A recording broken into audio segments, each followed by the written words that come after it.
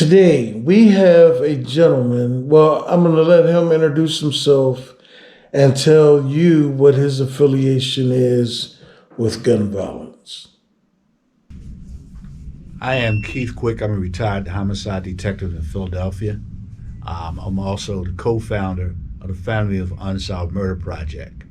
Uh, Family of Unsolved Murder Project works in conjunction with law enforcement and the families of victims that have been murdered, and the cases have gone unsolved thus far.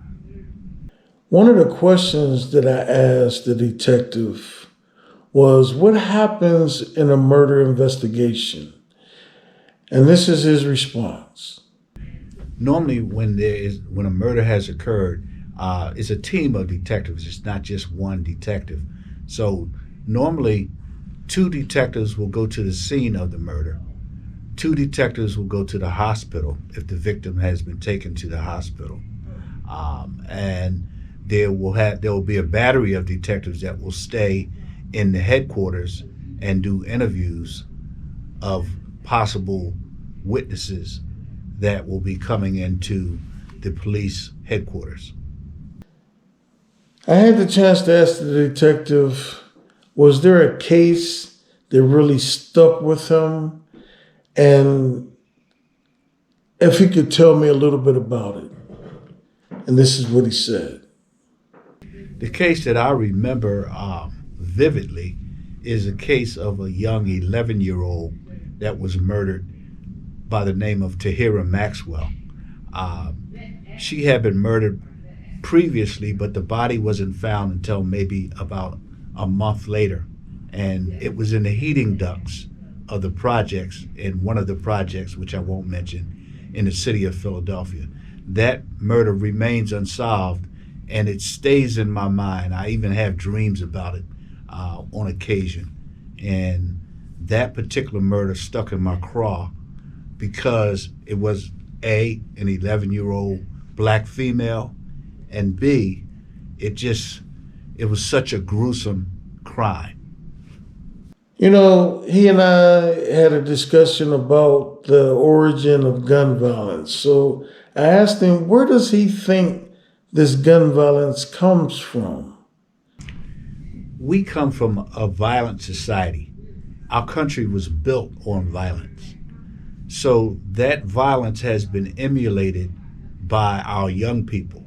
They see violence on TV. They read of violence. They actually emulate violence through the video games. And Hollywood, pardon me, has glorified violence.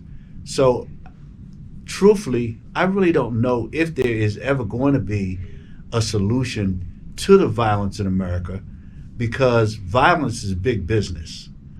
Crime is big business. So when you talk about big business, you're talking about an economy.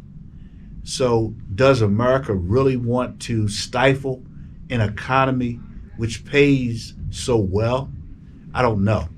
And as a matter of fact, I don't know, but I don't think so.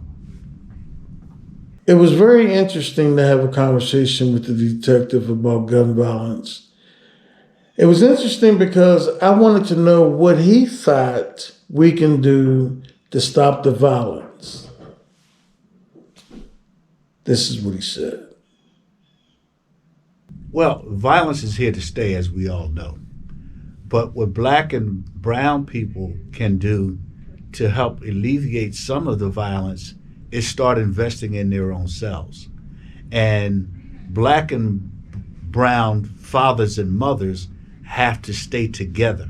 They have to be unified, because unity helps solve a multitude of sins.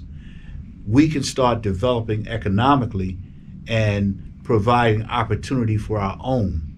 And we cannot continue to depend on other people for our daily bread.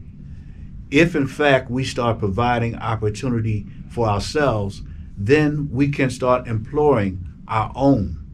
And we don't have to look for jobs for people that really historically we've depended on. we can start depending on ourselves.